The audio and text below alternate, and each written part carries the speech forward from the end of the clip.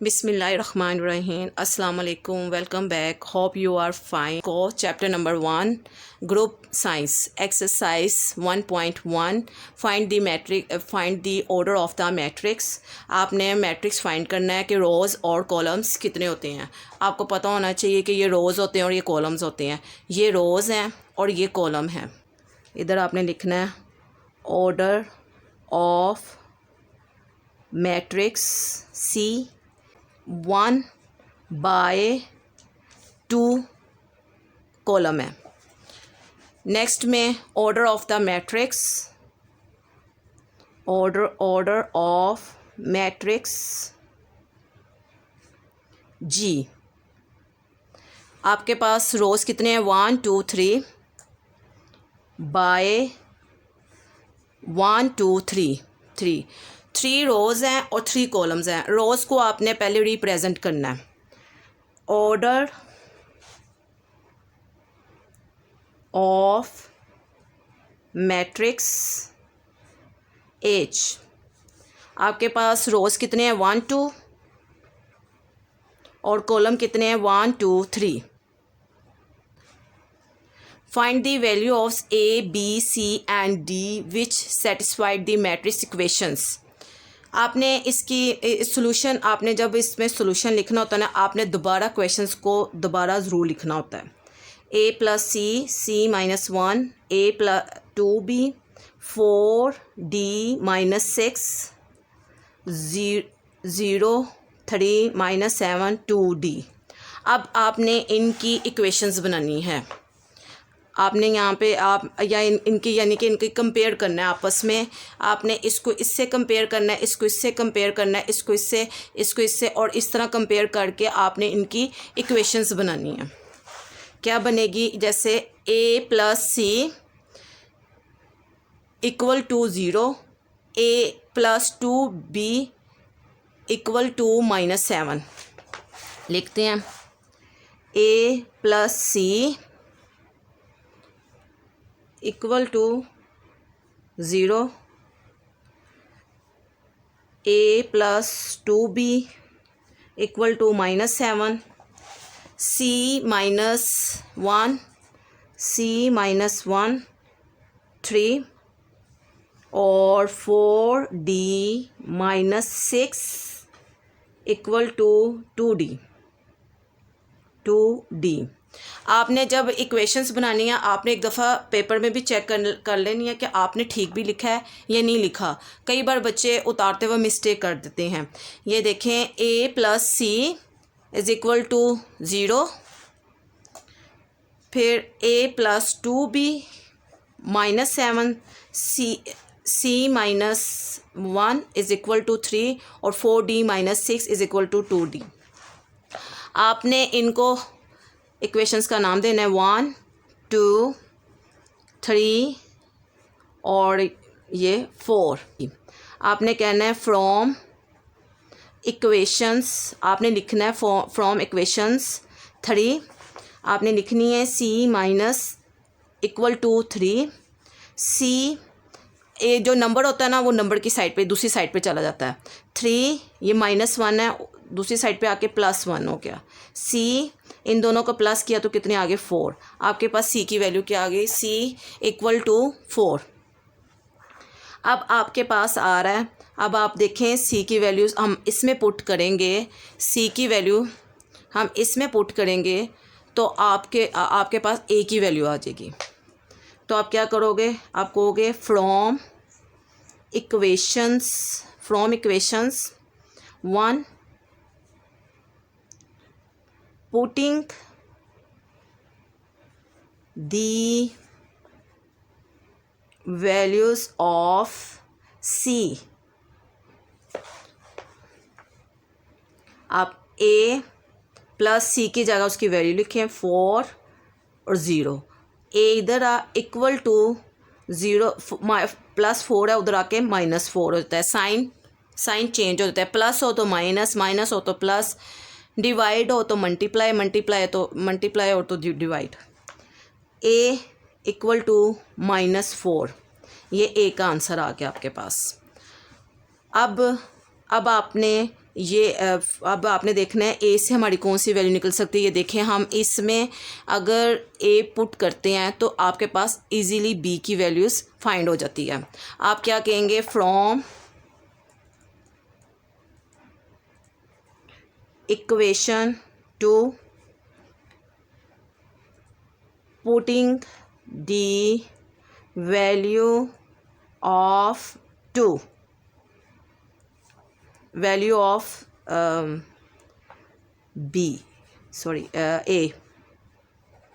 ए। तो आपके पास क्या आ गया, आपने क्या लिखना है, ए की जगह उसकी वैल्यू -4 + 2b = -7। तो 2b जो आपने फाइंड करना होता है उसको उसकी प्लेस को चेंज नहीं करते, उसको उधर ही रहने देते हैं। आपने जो नंबर होता है वो नंबर लेके आना है। ये इधर -4 है, इधर आके +4 हो गया। 2b इन दोनों को किया तो कितने आए, -3, प्लस माइनस माइनस, और साइन हमेशा बड़ी वैल्यूज़ का लगता है। तो b -3/2 इधर मल्टीप्लाई है, इधर आके ये डिवाइड होगी। अगर ऊपर जब ये आंसर 3/2 भी आपका करेक्ट है, आप इसको डिवाइड भी कर सकते हैं। डिवाइड करते हैं तो आपके पास आंसर इसका क्या आता है, 1 ये देखें, ऊपर बड़ी हो और नीचे छोटी हो, इसको डिवाइड किया जाता है। 2 1 ज़ा 2, 1 पॉइंट कितना आ गया, 2 5 ज़ा 10। इसका आंसर हमारे पास 1.5 भी आ रहा है। ठीक है, अब आपके पास क्या रह गया, ये देखें, ए भी आ गया, बी भी आ गया, सी भी। अब हमें डी चाहिए। डी देखें, इक्वेशन 4 में खुद ही डी की वैल्यू से निकल रही है। तो आपने इसको आपने लिखना है फ्रॉम इक्वेशंस 4 क्या है आपके पास, 4d - 6 2d। 4d की जो दोनों वैल्यूज़ हैं वो आपने एक साइड पे ले जानी है। तो वो आपके पास क्या आ गई, 2d, ये प्लस है, इधर आके -2d, और ये -6 है, उधर आके प्लस होगी। तो प्लस को शो नहीं करते। तो 4 में से -2 किया तो 2d = 6। अब d इधर रहेगा और 6, 2 मल्टीप्लाई है, इधर आके डिवाइड, कटिंग आई, 2 1 ज़ा 2, 2 3 ज़ा 6। तो आपके पास क्या आ गया, 3 आंसर। आपके पास नंबर 1.2 मैट्रिक्स, इसका ये देखें, इसमें मैट्रिक्स बताने हैं। ये बिल्कुल जो 0 0 होते हैं नल मैट्रिक्स होते हैं। और देखें बाकी कौन सा नल मैट्रिक्स है, एक ये भी नल मैट्रिक्स है और ये भी नल मैट्रिक्स है। इसके नीचे आपने लिख देना है नल मैट्रिक्स, ये भी आ गया नल मैट्रिक्स। अब ये देखें, ये मैट्रिक्स कौन सा है, ये रो मैट्रिक्स है। ये देखें, ये रो है, इसको क्या कहते हैं, रो मैट्रिक्स। इसको क्या बोलते हैं, कॉलम। और देखें कौन सा है, ये देखें, ये भी कॉलम है और ये भी कॉलम है, कॉलम मैट्रिक्स। इसको भी हम क्या कहेंगे, कॉलम मैट्रिक्स। अब ये देखें, ये कौन सा है, इसको बोलते हैं यूनिट मैट्रिक्स भी बोलते हैं और आइडेंटिटी भी मैट्रिक्स बोलते हैं। आप लिखेंगे आइडेंटिटी और यूनिट मैट्रिक्स। रोज और कॉलम सेम नहीं होते, उसको रेक्टेंगुलर मैट्रिक्स बोलते हैं। और जिसके रोज़ और कॉलम सेम होते हैं उसको स्क्वायर मैट्रिक्स बोलते हैं। ये देखें, इसके 2 आपके पास रोज़ आ रहे हैं और 3 इसके कॉलम आ रहे हैं, तो ये इक्वल नहीं है। तो ये क्या हो गया, रेक्टेंगुलर मैट्रिक्स। अब इस तरह का हम और ढूंढते हैं कि इसमें कौन सा है। ये देखें, ये भी 2 और ये भी 3, यानी कि ये भी इक्वल नहीं है। तो ये भी हमारा क्या हो गया, रेक्टेंगुलर मैट्रिक्स। अब ये देखें, जो मैंने आपको स्क्वायर मैट्रिक्स का है, स्क्वायर मैट्रिक्स होता है उसके रोज़ और कॉलम सेम हो। ये देखें, ये दो कॉलम आ रहे हैं और 2 रोज़ आ रहे हैं। 2 रो हैं और 2 कॉलम हैं। तो ये देखें इसमें भी 1 2 3, ये 1 2 3 कितने आ गए हैं, ये रोज़ आ गए हैं और ये कॉलम आ गए हैं, सेम है। ये हमारे पास स्क्वायर मैट्रिक्स है, स्क्वायर मैट्रिक्स।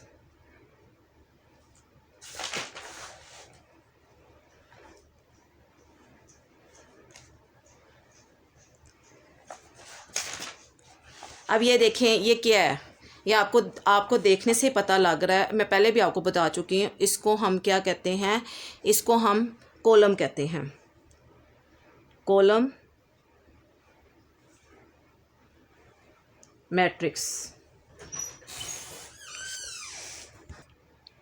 इस मैट्रिक्स का मैं आपको पहले ही बता चुकी हूँ, इसको आइडेंटिटी या और यूनिट मैट्रिक्स कहते हैं, आइडेंटिटी और यूनिट मैट्रिक्स।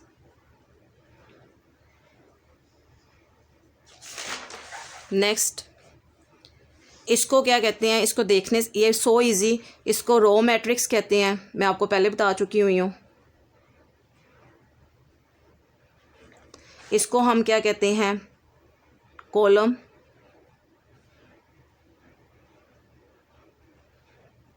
मैट्रिक्स, इसको नल मैट्रिक्स। अगर आपके कॉन्सेप्ट क्लियर होंगे ना, अगर आपके कॉन्सेप्ट आपको डेफिनेशन भी बड़ी इजीली समझ आ जाएगी और क्वेश्चंस भी आपको बहुत इजी समझ आ जाएंगे कि ये कौन सा मैट्रिक्स है और कौन सा मैट्रिक्स नहीं है। क्वेश्चन नंबर 3 में भी मैट्रिक्स ही पूछे हुए हैं आपको। ये देखें, ये मैं पहले ही बता चुकी हूँ ये कौन सा मैट्रिक्स है, ये आइडेंटिटी और यूनिट मैट्रिक्स है, जो आपको पहले पता है आप वो लिख लें, आइडेंटिटी और यूनिट मैट्रिक्स। अब आपको उन्होंने इसमें पूछा हुआ है स्केलर मैट्रिक्स बताएं। स्केलर मैट्रिक्स क्या होता है, ये देखें आइडेंटिटी में 1 1 होता है, इसमें चेंज होती है मगर इधर 0 0 होते हैं। आप ये देखें इसमें कहाँ कहाँ ऐसी वैल्यूज़ हैं, इसमें इधर ये क्वेश्चन इधर 3 है, 3 3 4 4। ये देखें इसको सॉल्व करें, इसको भी सॉल्व करें, इधर 2 आता है, इधर भी 2, ये भी आ गए। ये सारे ये कौन सी हैं, ये स्केलर मैट्रिक्स हैं, इसको कहते हैं स्केलर मैट्रिक्स। इसको भी स्केलर मैट्रिक्स।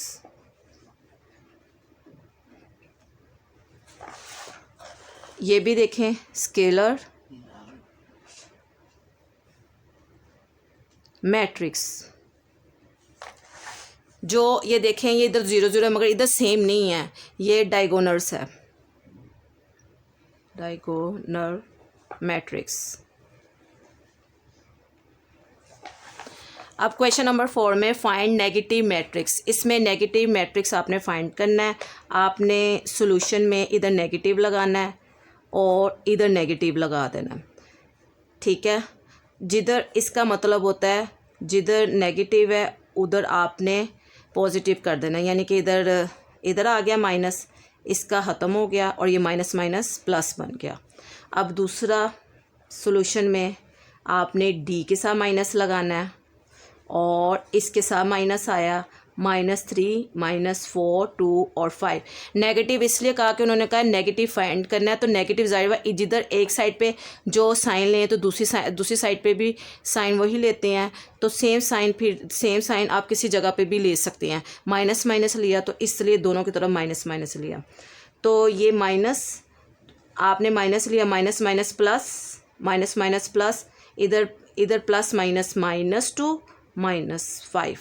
सो इजी, जिधर माइनस है उधर प्लस कर दे, जिधर प्लस है उधर माइनस कर दे, ठीक है। आगे फाइंड दी ट्रांसपोज रो को कॉलम में, कॉलम को रोज में करना है आपने। ये रो है, आपने इसको कॉलम में कर देना है। 5 1 -6 इधर आपने सॉल्यूशन भी लिखना है और इधर मिड में करके आपने बी लिखना है। अब ये भी इन्होंने रोज़ ही पूछे हुए हैं और ट्रांसपोज पूछी हुई है, इधर आपने छोटा सा साइन ट्रांसपोज का भी लगाना, इधर भी ट्रांसपोज। ये देखें ये जो रोज़ है उसको कॉलम में कर देना है, कॉलम को रोज़ में कर देना है। ये इधर ये ये आपकी रो है, आपने इसको कॉलम में कर देना, यानी कि कॉलम है तो रो में कर देना इसको। 2 1 2 3 2 -1 और 0 C ट्रांसपोज। अब आपके पास E ट्रांसपोज, इसमें भी आपने इसी तरह करना है। 2 जो कॉलम है उसको रोज़ को कॉलम में कर देना। नेक्स्ट में उन्होंने कहा वेरीफाई डैट इफ़ A और B दी हुई हैं और इनमें लेफ़्ट हैंड साइड और राइट हैंड साइड दिया, इनको इक्वल करना है। सॉल्यूशन में आपने पहले बताना है A इक्वल टू क्या है आपके पास 1 2 0 1, ठीक है। आपने इधर लिखना है लेफ़्ट हैंड साइड आपके पास क्या है A ट्रांसपोज फिर ट्रांसपोज। तो अब आपने इसमें A की वैल्यू लिखनी है। A की वैल्यू क्या है 1 0 2 1 ट्रांसपोज, बाहर भी ट्रांसपोज। तो आपको पता है जब ब्रैकेट के अंदर जो वैल्यूज़ होती है पहले उसको सॉल्व करते हैं फिर बाहर वाली को करते हैं। तो पहले ये ट्रांसपोज हो रहा है, पहले हम इसको ट्रांसपोज करेंगे। तो 1 0 2 1 हो गया, फिर बाहर भी ट्रांसपोज फिर है, फिर दोबारा किया तो ये क्या हो गया 1 2 0 1, ठीक है। अब आप ये देखें ये किसके बराबर हो गया है। आप देखें लेफ़्ट हैंड साइड इक्वल है A के, तो ये किसके इक्वल हो गई A किसके बराबर है left hand side equal to right hand side के हो गया, ठीक है। हेंस सेम टू जिस तरह फर्स्ट पार्ट की है सेकंड पार्ट भी same too, so easy. Left आपने पहले B की वैल्यू बतानी है कि क्या आपके पास 1 2 1 0, तो आपने बताना है लेफ़्ट हैंड साइड इसकी क्या आपके पास B ट्रांसपोज B होल फिर ट्रांसपोज। आपने इसके अंदर पुट करना है B की वैल्यू आपके पास क्या है 1 2 1 0 ट्रांसपोज फिर ट्रांसपोज, इसको ट्रांसपोज करें 1 2 रो को कॉलम में कॉलम को रो में फिर ट्रांसपोज 1 1 2 0।